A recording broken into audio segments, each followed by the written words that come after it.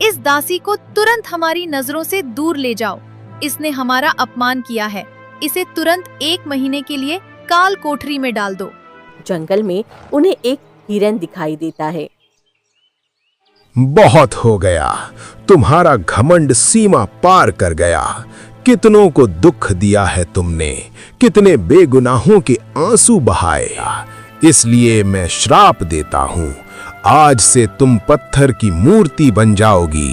कुछ ही पलों में लकड़हारे के सामने पत्थरों की जगह जलती हुई आग का एक लंबा रास्ता बन गया।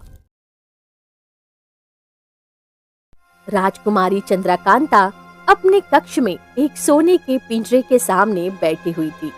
पिंजरे में एक सुंदर हरा तोता बेचैनी से रानी की तरफ देख रहा था। राजकुमारी के आदेशों का पालन करने के लिए राजकुमारी के पास दासी खड़ी थी। राजकुमारी चंद्रकांता अपनी खूबसूरती पर इतना घमंड करती थी कि उसे लगता था पूरी दुनिया उसके पैरों में झुकी है। उसकी जुबान से किसी ने भी कभी मीठा बोल नहीं सुने थे। अरे देखो तो इस तोते को, कितना सुंदर है ना? लेकिन तुम सब एक बात बताओ, आज मैं कैसी लग रही हूँ? मुझ में और इस तोते में सबसे ज्यादा सुंदर कौन है? जी राजकुमारी, आप तो हमेशा की तरह आज भी सुंदर अप्सरा जैसी लग रही हो। ये तोता तो आपके सामने कुछ भी नहीं है।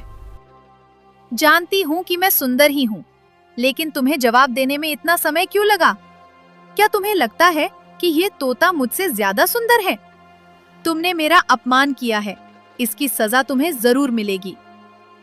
नहीं राजकुमारी, कृपया माफ कर दीजिए। मैं तो बस आपकी तारीफ के लिए शब्द ढूंढ रही थी। मुझे माफ कर दीजिए। राजकुमारी तुरंत अपने सैनिकों को बुलाती है और उन्हें आदेश देती है। इस दासी को तुरंत हमारी नजरों से दूर ले जाओ।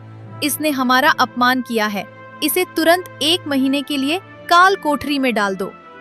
दासी राजकुमारी के सामने बहुत गिड़गिड़ाती है, माफी मांगती है, लेकिन राजकुमारी दासी की एक नहीं सुनती। सैनिक उस दासी को अपने साथ ले जाकर काल कोठरी में डाल देते हैं।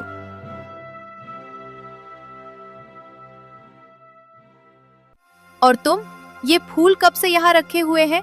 ये फूल तुम्हें मेरे बालों में लगाने थे। कहाँ ध्यान है तुम्हारा?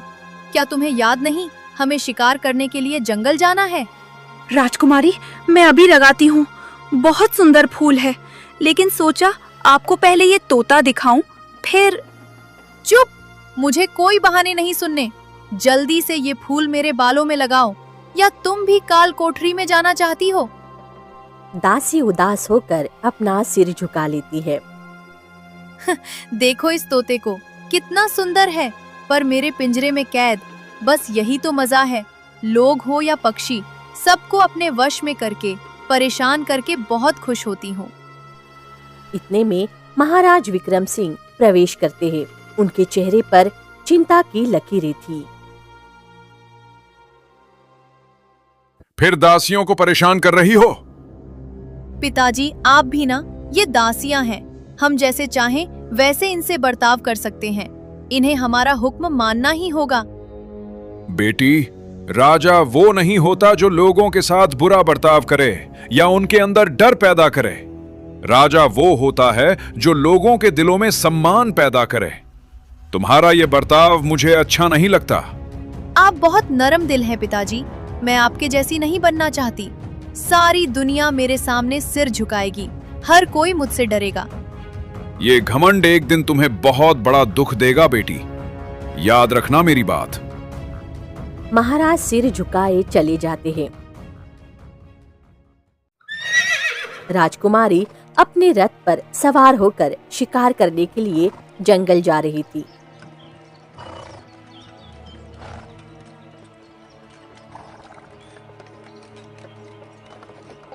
राजकुमारी शिकार के लिए जंगल पहुंच जाती है। सैनिक भी राजकुमारी के साथ में थे।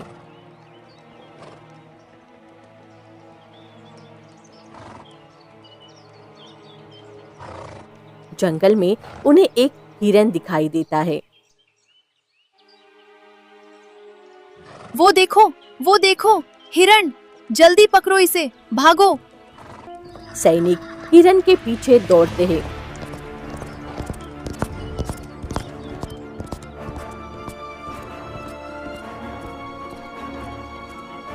लेकिन हिरण घने जंगल में गायब हो जाता है।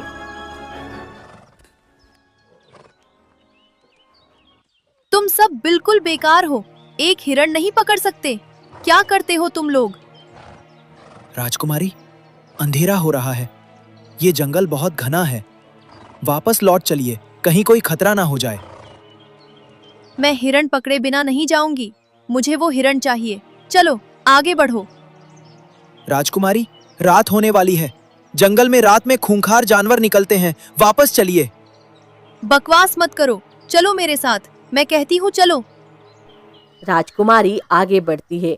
मजबूर होकर सैनिक उसके पीछे पीछे चलने लगते हैं।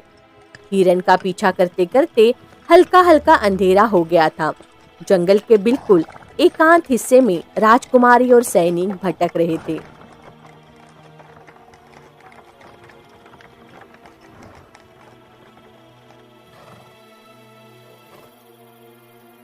ये कहाँ आ गए हम? वापस जाने का रास्ता कैसे मिलेगा? राजकुमारी, ये जंगल का बहुत खतरनाक हिस्सा है। यहाँ एक तेजस्वी साधु रहते हैं, कहते हैं इनके पास बड़ी जादुई शक्तियाँ हैं। साधु? वही भीख मांगने वाले? मैं एक राजकुमारी हूँ, मुझे उनसे क्या डर?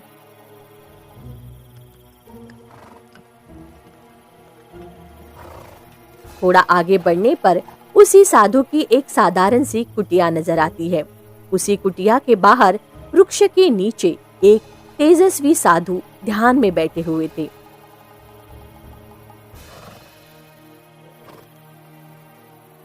अरे, ये साधु तो अपनी आंखें बंद करे हुए बैठा है।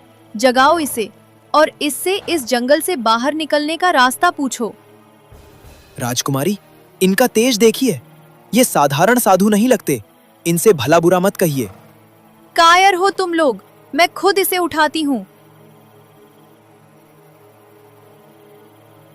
अरे हो साधु, उठो, अपनी आंखें खोलो, हमें रास्ता बताओ।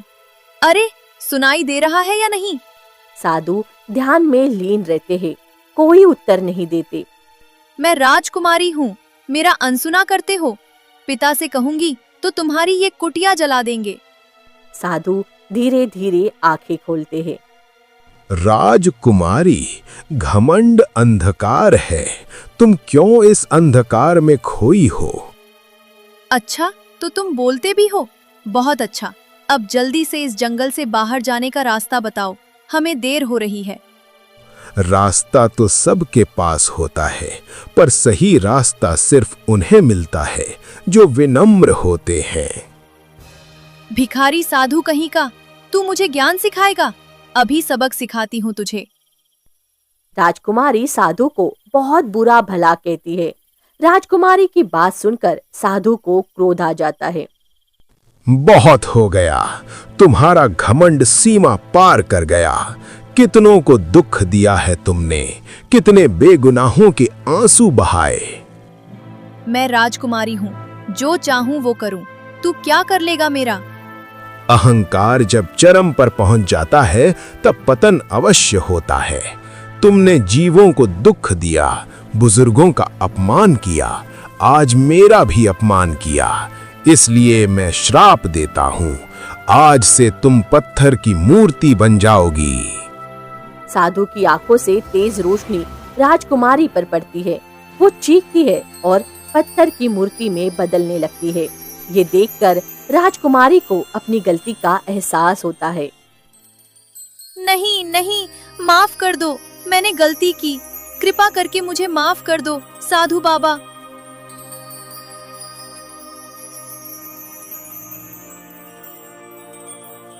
राजकुमारी, राजकुमारी को क्या हो गया? साधु अंतर्ध्यान हो जाते हैं। भागो, जल्दी भागो, महल जाकर राजा को खबर करो। सैनिक राजकुमार की पत्थर की मूर्ति को दरबार में लेकर आते हैं। राजकुमारी की मूर्ति को देखकर राज दरबार में मातम छा जाता है। चंद्रकांता, मेरी बेटी, ये क्या हो गया तुझे? मैंने तुझसे कहा था ना कि तेरा घमंड तुझे दुख देगा, पर तूने मेरी बात नहीं मानी। महाराज, धैर्य रखिए, परेशान होने से कुछ नहीं होगा। हमें उस साधु को ढूंढना होगा और उनसे क्षमा मांगनी होगी। हाँ, तुम सही कहते हो मंत्री। जल्दी करो, मैं स्वयं सैनिकों के साथ जंगल में साधु को ढूंढने जाऊंगा। महाराज स्वयं सैनिकों के साथ जंगल में साधु को ढूंढने निकल पड़ते हैं। काफी देर चलने के बाद भी उन्हें वे साधु महाराज नहीं मिलते।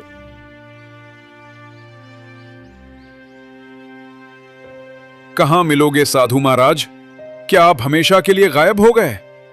मेरी बेटी को क्षमा कर दीजिए साधु महाराज, क्षमा कर दीजिए। महाराज, अपने आप को संभालिए। वो साधु जब स्वयं दिखना चाहेंगे तभी दिखेंगे।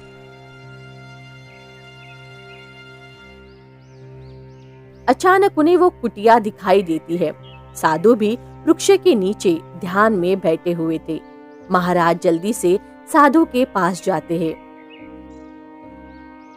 महात्मन, मेरी बेटी को माफ कर दीजिए, वो नासमझ है। कृपया उसे श्राप से मुक्त कर दीजिए। राजन, आपने कोई गलती नहीं की, किंतु आपकी पुत्री ने अनेकों को दुख दिया है। उसका घमंड असीम था।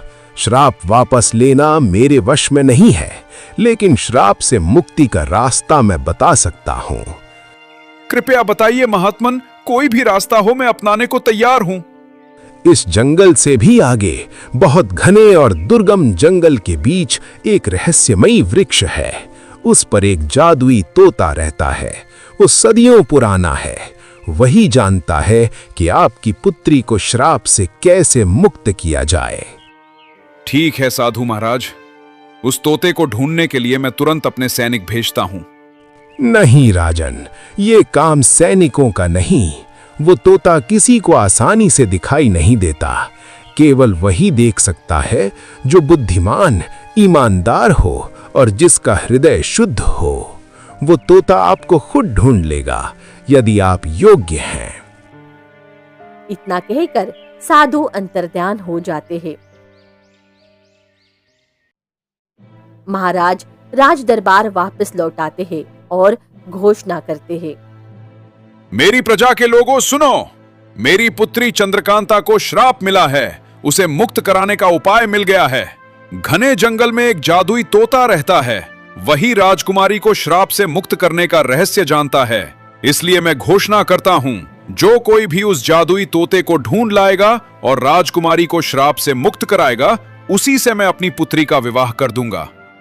राजा की ये घोषणा सुनकर दरबार में और हलचल बढ़ जाती है। शांत शांत, आप सभी महाराज की घोषणा सुन चुके हैं। अब जो जाना चाहे जा सकता है, लेकिन याद रखिए, साधु ने कहा है केवल वही सफल होगा जिसका हृदय शुद्ध होगा।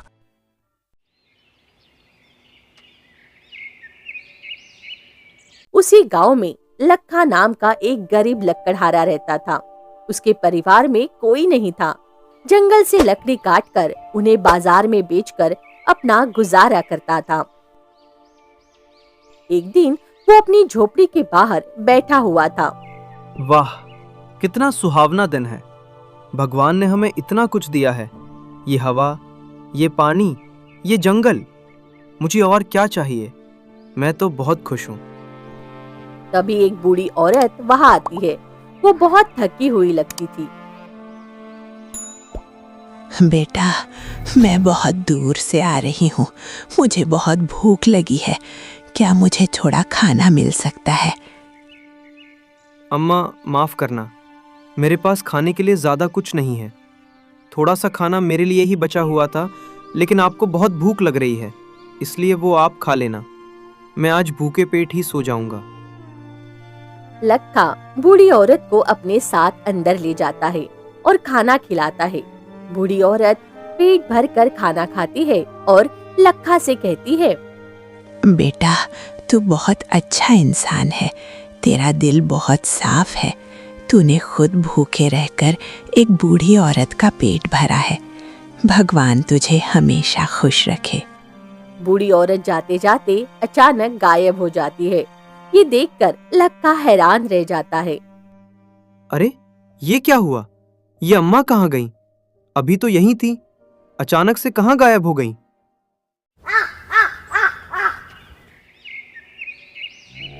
अगले दिन लक्का बाजार में लकड़ी बेचने जाता है। बाजार जाते हुए वो राजमहल के पास से गुजरता है। राजमहल के पास बहुत भीड़ लगी हुई थी। लोग आपस में बातें कर रहे थे। भाई सुना, अब तक कितने दरबारी राजकुमारी को बचाने गए, लेकिन कोई कामयाब नहीं हुआ। हाँ भाई, वो जादुई तोता किसी को दिखाई ही नहीं देता, सब खाली हाथ लौट आए। भाई क्या बात है? कौन सा तोता? क्या हुआ है राजकुमारी को? तुम्हें नहीं पता? राजकुमारी चंद्रकांता को श्राप मिला है। वो पत्थर की मूर्ति बन गई हैं। राजा ने घोषणा की है कि जो भी उस जादुई तोते को ढूंढ लाएगा और राजकुमारी को छुड़ाएगा, उसी से राजकुमारी की शादी होगी। जादुई तोता? वो कहाँ रहता है? घने जंगल में, बहुत ही कठिन जगह पर, जहां आज तक कोई नहीं पहुंच पाया। बहुत खतरनाक रास्ता है, बड़े बड़े दरबारी हार गए। मैं तो रोज जंगल में जाता हूँ, हर रास्ता पहचानता हूँ। शायद मैं भी कोशिश कर सकता हूँ राजकुमारी की जान बचाने में। लक्का दरबार के द्वारपाल पर जाता है। अरे ओ, तू कौन है? यहाँ मत आ, राज दरबार है, भीख मांगने की जगह नहीं। मैं राजा से मिलना चाहता हूँ साहब। मैं जादुई तोते की तलाश में जाना चाहता हूँ। तू एक लकड़हारा? जब बड़े बड़े दरबारी हार गए तो तू क्या करेगा? जा जा, अपनी लकड़ी बेच, यहाँ समय मत बर्बाद कर। साहब, मैं कोशिश तो कर सकता हूँ, कृपया एक बार राजा से मिलने दो। इतने में मंत्री वहां आ जाते हैं। क्या बात है? ये कौन है? मंत्री जी, ये लकड़हारा है, राजा से मिलना चाहता है, जादुई तोते की तलाश में जाना चाहता है। तुम जानते हो कितने लोग नाकाम हो चुके हैं, कितने बुद्धिमान, कितने बहादुर असफल हो गए। जी मैं सुन रहा था, लेकिन मैं रोज जंगल में जाता हूँ। मुझे जंगल के हर रास्ते का पता है, और सबसे बड़ी बात, मैं राजकुमारी की मदद करना चाहता हूँ। राजा साहब बहुत दुखी हैं, ये सुनकर मुझे बहुत दुख हुआ। तुम्हारी बात में सच्चाई है। चलो मैं तुम्हें राजा से मिलवाता हूँ। राज दरबार में महाराज उदास बैठे हुए थे। मंत्री लक्का को अपने साथ लेकर राज दरबार में आते हैं। महाराज, ये लक्का नाम का लकड़हारा है। ये जादुई तोते की तलाश में जाना चाहता है। तुम जानते हो कितने बहादुर और बुद्धिमान दरबारी असफल हो चुके हैं, फिर भी तुम जाना चाहते हो? महाराज, मैं साधारण सा आदमी हूँ। न मैं बहादुर हूँ, न बुद्धिमान, लेकिन मैं ईमानदार हूँ। सभी लोग बता रहे थे कि जिस साधु ने राजकुमारी को श्राप दिया था, उस साधु ने कहा था कि केवल वही व्यक्ति सफल होगा जिसका हृदय शुद्ध होगा। मुझे नहीं पता मेरा दिल कैसा है, लेकिन मैं कोशिश जरूर करना चाहता हूँ राजकुमारी को बचाने में। तुम्हारी बातों में सच्चाई है युवक। जाओ, मेरा आशीर्वाद तुम्हारे साथ है, लेकिन सावधान रहना, जंगल बहुत खतरनाक है। चिंता मत कीजिए महाराज, मैं उस जंगल के एक एक कोने को अच्छे से जानता हूँ। लक्का तोते को ढूंढने के लिए जंगल में निकल पड़ता है। लकड़हारा धीरे धीरे जंगल के अंदर बढ़ता जा रहा था। जंगल इतना घना था कि सूरज की रोशनी भी मुश्किल से जमीन तक पहुंच रही थी, लेकिन लकड़हारा रुका नहीं। चाहे रास्ता कितना भी खतरनाक क्यों ना हो, मुझे जादुई तोते को ढूंढना ही होगा। राजकुमारी की जान उसी पर टिकी है। तभी अचानक आसमान से एक बहुत बड़ा पत्थर उसके सामने आकर गिरा। लकड़हारा घबरा कर रुक गया। ये क्या था? वो सोच ही रहा था कि तभी फिर से एक के बाद एक कई विशाल पत्थर गिरने लगे और कुछ ही पलों में उसका रास्ता पूरी तरह बंद हो गया। हे भगवान, ये किसने किया? अब मैं आगे कैसे जाऊंगा? अचानक चारों तरफ एक अजीब सा धुआं फैल गया। कुछ ही क्षणों में उस धुएं के बीच से एक विशाल भयानक राक्षस प्रकट होता है। उसकी आंखें अंगारों की तरह लाल चमक रही थी और उसकी आवाज बिजली की तरह गूंज रही थी। इंसान, मेरे जंगल में आने की हिम्मत कैसे हुई तुम्हारी? लकड़हारा डर तो गया, लेकिन उसने हिम्मत नहीं हारी। मैं किसी से डरकर नहीं आया हूँ। मैं यहाँ राजकुमारी को श्राप से मुक्त कराने के लिए जादुई तोते को ढूंढने आया हूँ। उस जादुई तोते को ढूंढने के लिए बहुत लोग आए थे यहाँ, लेकिन न तो कोई उस जादुई तोते को ढूंढ पाया और न ही कोई वापस जा पाया। मुझे किसी की परवाह नहीं। जब तक मैं उस तोते को नहीं ढूंढ लूंगा, मैं यहाँ से वापस नहीं जाऊंगा। राक्षस ने लकड़हारे को गौर से देखा। तभी राक्षस की आंखों से एक रोशनी निकलती है और जो पत्थरों पर पड़ती है, और अचानक उन पत्थरों से आग की लपटें निकलने लगती है। कुछ ही पलों में लकड़हारे के सामने पत्थरों की जगह जलती हुई आग का एक लंबा रास्ता बन गया। आग इतनी तेज थी कि उसकी गर्मी दूर खड़े लकड़हारे तक महसूस हो रही थी। अगर तुम्हें आगे जाना है तो इस आग के रास्ते को पार करना होगा। लकड़हारा आग की लपटें को देखकर थोड़ा सा डर गया था। ये तो असंभव है। इस आग में तो कोई भी जलकर राख हो जाएगा। हा, यही तो असली परीक्षा है। लेकिन अगर तुम चाहो तो मैं तुम्हें इस आग को पार करने का तरीका बता सकता हूँ। बताओ, क्या करना होगा? राक्षस की आंखों में चालाकी चमकने लगी। तुम्हें पहले मेरे एक सवाल का जवाब देना होगा। अगर तुम्हारा जवाब सही हुआ तो मैं तुम्हें आगे जाने दूंगा। ठीक है, पूछो अपना सवाल। सवाल आसान नहीं है इंसान। अगर जवाब गलत हुआ तो तुम्हें हमेशा के लिए इसी जंगल में कैद रहना पड़ेगा। मुझे मंजूर है। अब पूछो अपना सवाल। बताओ, मैं न दिखाई देता हूं, न मुझे कोई पकड़ सकता है। राजा भी मुझसे डरता है, गरीब भी मुझसे डरता है। मैं धीरे धीरे आता हूं, लेकिन जब पूरी तरह आ जाता हूं तो सब कुछ खत्म कर देता हूं। बताओ, मैं कौन हूं? तुम जिस चीज की बात कर रहे हो वो है मृत्यु। न उसे कोई देख सकता है, न उससे कोई बच सकता है। राजा हो या गरीब, सबको एक दिन उसके सामने झुकना पड़ता है। कुछ क्षण बाद राक्षस बोला, तुम सच में बहादुर और बुद्धिमान हो इंसान। अब तुम्हें आगे जाने से कोई नहीं रोक सकता। अब अपना वादा निभाओ और मुझे आगे जाने का रास्ता दो। राक्षस ने अपनी शक्ति से आग की लपटों को खत्म कर दिया। जाओ, तुम्हें आगे जाने की इजाजत है। लेकिन याद रखना, इस जंगल में मुझसे भी ज्यादा खतरनाक चीजें हैं। मैं किसी से नहीं डरता। जब तक राजकुमारी श्राप से मुक्त नहीं हो जाती, मैं पीछे नहीं हटूंगा। लखा धीरे धीरे आगे बढ़ता है।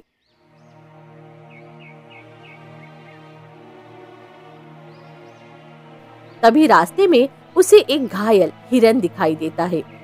हिरन को एक तीर लगा हुआ था। वो दर्द से तड़प रहा था। अरे, ये हिरन तो घायल है। इसे तो तीर लगा हुआ है। शायद किसी ने इसका शिकार करने की कोशिश की होगी और ये जान बचाकर यहाँ तक भाग आया। बेचारा दर्द से तड़प रहा है।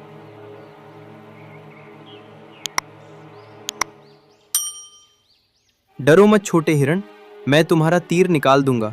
तुम्हें चोट नहीं लगेगी, बस डरो मत। लखा बहुत सावधानी से हिरन से तीर निकाल लेता है। हिरन उसे ध्यान से देखता है। जाओ, अब तुम ठीक हो। भगवान तुम्हारी रक्षा करे। हिरन वहां से चला जाता है, लेकिन कुछ दूर जाकर पीछे मुड़कर देखता है। फिर एक दिशा में देखकर कुछ इशारा करता है। अच्छा, ये हिरन मुझे कुछ बता रहा है।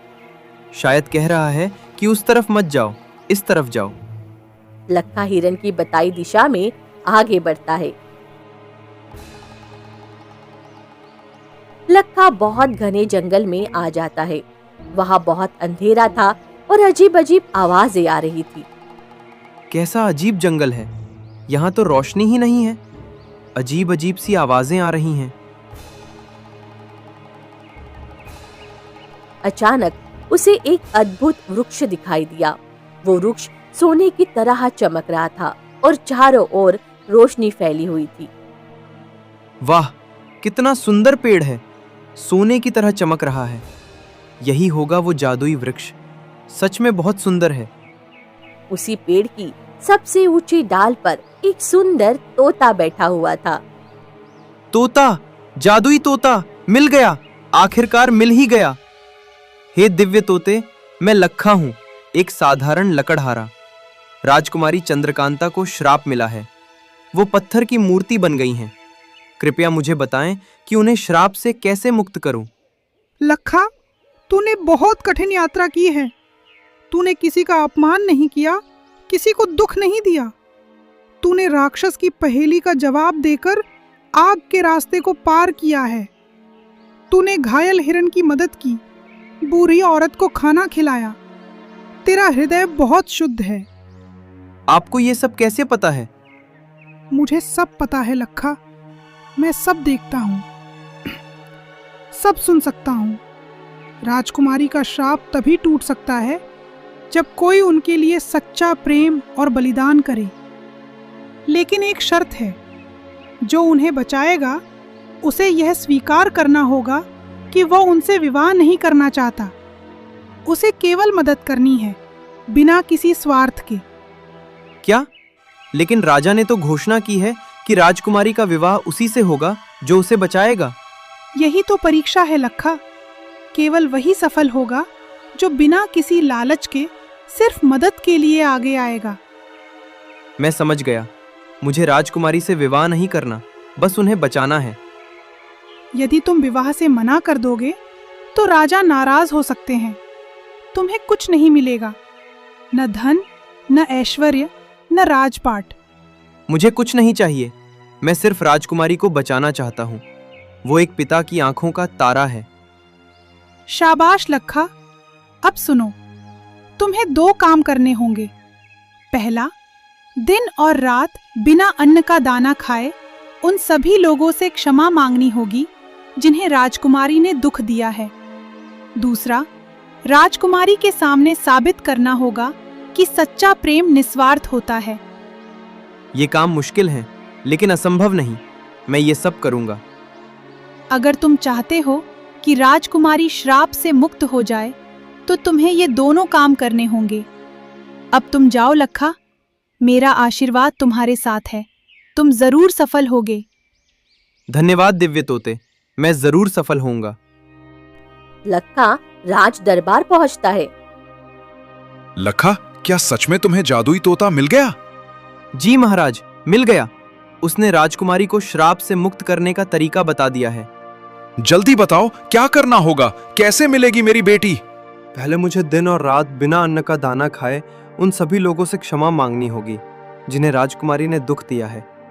दिन रात बिना खाए पिए? ये तो बहुत कठिन है। राजकुमारी ने बहुतों को दुख दिया है, और क्या वे क्षमा करेंगे? इस काम में कई दिन लग जाएंगे। कोई इंसान इतने दिन भूखा प्यासा कैसे रह सकता? मैं यह कर सकता हूं महाराज। मैंने जंगल में कई दिन भूखे प्यासे गुजारे हैं। मुझसे हो जाएगा, और मैं कोशिश करूंगा महाराज। मैं हर एक के पास जाऊंगा, हाथ जोड़ूंगा, पैर पड़ूंगा।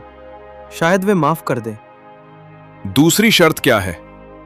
दूसरी शर्त यह है कि राजकुमारी को बचाने वाला उनसे विवाह नहीं करेगा। उसे साबित करना होगा कि वह निस्वार्थ भाव से, बिना किसी इनाम की चाहत के, सिर्फ मदद के लिए आगे आया है। लखा, क्या तुमने ये शर्त स्वीकार कर ली है? तुम जानते हो मैंने घोषणा की थी कि राजकुमारी का विवाह उसी से होगा। जी महाराज, मैंने यह शर्त स्वीकार कर ली है। मैं राजकुमारी से विवाह नहीं करना चाहता। मैं सिर्फ उन्हें बचाना चाहता हूं। लखा, तुम सचमुच महान हो, लेकिन क्या तुम जानते हो इसका मतलब तुम्हें कुछ नहीं मिलेगा?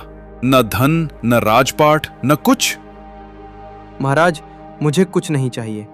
मैं साधारण लकड़हारा हूं। मेरे पास मेरी कुल्हाड़ी है, मेरा जंगल है, मेरी झोपड़ी है। बस राजकुमारी को जीवन मिल जाए, यही काफी है। लखा अब उन सभी लोगों से माफी मांगने के लिए निकल पड़ता है जिन लोगों को राजकुमारी ने दुख दिया था। वो बूढ़ी दासी के पास जाता है। वो झोपड़ी के बाहर बैठी हुई थी। माता, मैं राजकुमारी चंद्रकांता की ओर से आपसे क्षमा मांगता हूँ। उन्होंने आपको बहुत दुख दिया। कृपया उन्हें माफ कर दीजिए। बेटा, तू कौन है? दूसरे की गलती के लिए माफी मांग रहा है। माता, मैं लखा हूँ, एक साधारण लकड़हारा। राजकुमारी को श्राप मिला है, वह पत्थर की मूर्ति बन गई है। उन्हें बचाने के लिए मुझे सबसे माफी मांगनी है। कृपया उन्हें माफ कर दीजिए। बेटा, तू एक नेक इंसान है जो दूसरों द्वारा की गई गलती की माफी मांग रहा है। तेरे लिए मैं सब कुछ माफ करती हूँ। जा बेटा, राजकुमारी को मेरी ओर से माफी है। इसी तरह लखा बहुत लोगों से मिलता है, माफी मांगता है। अधिकतर लोग राजकुमारी को माफ कर देते हैं। राज दरबार के बीच में राजकुमारी की मूर्ति रखी हुई थी। सबकी निगाहें मूर्ति पर टिकी हुई थी। लखा, तुमने उन सभी लोगों से क्षमा मांग ली जिसका दिल राजकुमारी ने दुखाया था। अब दूसरी शर्त पूरी करने की बारी है। महाराज, आप तो जानते ही हैं कि दूसरी शर्त में मुझे राजकुमारी के सामने यह साबित करना होगा कि मैं उनसे विवाह नहीं करना चाहता। मैं केवल उनकी मदद करना चाहता हूँ। अचानक दरबार में तेज रोशनी होती है। सब चकाचौंध हो जाते हैं। जादुई तोता प्रकट होता है। लखा, तूने सारी शर्तें पूरी कर दी हैं। तूने भूखा प्यासा रहकर उन सैकड़ों लोगों से क्षमा मांगी जिनके राजकुमारी ने दुख दिया था। अब अंतिम परीक्षा का समय है। तोता राजकुमारी मूर्ति के पास जाता है और अपने पंख से उसे छूता है। मूर्ति में हलचल होने लगती है। राजकुमारी चंद्रकांता, सुनो, यह लखा है, एक साधारण लकड़हारा। इसने तुम्हें बचाने के लिए अपनी जान जोखिम में डाल दी। दिन रात भूखा प्यासा रहा, उन सब से माफी मांगी जिन्हें तुमने दुख दिया, और सबसे बड़ी बात, ये तुमसे विवाह नहीं करना चाहता। ये सिर्फ तुम्हें बचाना चाहता है, बिना किसी लालच के। मूर्ति के अंदर से आवाज आती है, रोती हुई आवाज। मैंने इतना दुख दिया लोगों पर, इतना अत्याचार किया, फिर भी कोई मेरे लिए इतना कर सकता है? मैं इस लायक नहीं हूँ। राजकुमारी, अब तुम समझ गई, सच्चा प्रेम निस्वार्थ होता है। लखा ने तुम्हारे लिए यही किया है। उसने कुछ नहीं मांगा, बस तुम्हें बचाना चाहा। मूर्ति में दरारें पड़ने लगती है, तेज रोशनी फैलती है। अचानक राजकुमारी चंद्रकांता जीवित होकर सामने खड़ी हो जाती है। मैं जीवित हूँ? मैं फिर से इंसान बन गई? सच में? ये सपना तो नहीं? बेटी, मेरी बेटी, तुम वापस आ गई। मेरी चंद्रकांता, भगवान का लाख लाख शुक्र है। पिताजी, मुझे सब याद है, सब कुछ। मैंने कितना बुरा किया था, कितनों को दुख दिया था, और इस लकड़हारे ने, इसने मेरे लिए ये सब किया। लखा, तुमने मेरे लिए इतना सब कुछ क्यों किया? राजकुमारी, मैंने सुना था कि राजा आपके पत्थर बनने के कारण बहुत दुखी थे। उनकी इकलौती बेटी पत्थर की मूर्ति बन गई है। सोचा शायद मैं अपने राजा के लिए कुछ मदद कर सकता हूँ। लेकिन तुम मुझसे विवाह नहीं करना चाहते। पिताजी ने घोषणा की थी कि जो मुझे बचाएगा उसी से मेरा विवाह होगा। राजकुमारी, मैं एक साधारण लकड़हारा हूँ। मेरे लिए राजमहल नहीं, जंगल है। मैंने यह काम किसी इनाम के लिए नहीं किया। मैंने बस इंसानियत के नाते आपकी मदद की। लखा, तुमने मुझे सबक सिखाया है। मैंने अपनी जिंदगी में सिर्फ अपने बारे में सोचा, अपनी खूबसूरती, अपना घमंड, अपना आराम। दूसरों को दुख देना मेरी आदत बन गई थी। लेकिन तुमने बिना किसी स्वार्थ के मेरे लिए इतना कुछ किया। तुम सचमुच महान हो। राजकुमारी, मैं कोई महान नहीं हूँ। मैंने बस वही किया जो सही था। लखा, तुमने मेरी बेटी को बचाया। तुमने असंभव को संभव कर दिखाया। मैं अपना वचन निभाना चाहता हूँ। क्या तुम राजकुमारी चंद्रकांता से विवाह करोगे? महाराज, मैं आपका बहुत आभारी हूँ, लेकिन मैं विवाह नहीं कर सकता। मैंने यह काम किसी इनाम के लिए नहीं किया था। लखा, मैं समझती हूँ, तुम सच्चे इंसान हो। मैं बदल गई हूँ। पत्थर बनकर मैंने बहुत कुछ सीखा। मैं अब वो घमंडी राजकुमारी नहीं रही। मैं तुम्हारे साथ गांव चल सकती हूँ। सादगी भरा जीवन जीना चाहती हूँ। लोगों की सेवा करना चाहती हूँ। राजकुमारी, आप महल छोड़कर गांव चलेंगी? वहां सुख सुविधाएं नहीं है, वहां मेहनत है, पसीना है। हाँ लखा, मैंने सीखा है कि सच्चा सुख दूसरों की मदद में है, महलों में नहीं। तो मैं घोषणा करता हूं, लखा और चंद्रकांता का विवाह होगा और लखा इस राज्य का युवराज होगा। ये मेरा अंतिम फैसला है। राजमहल में सादगी और प्रेम के साथ लखा और राजकुमारी चंद्रकांता का विवाह संपन्न हुआ। तो दोस्तों, आपको हमारी ये कहानी कैसी लगी हमें कमेंट बॉक्स में जरूर बताइएगा और ऐसी ही मजेदार कहानियाँ सुनने के लिए हमारे चैनल को लाइक एंड सब्सक्राइब करना बिल्कुल ना भूलें। धन्यवाद।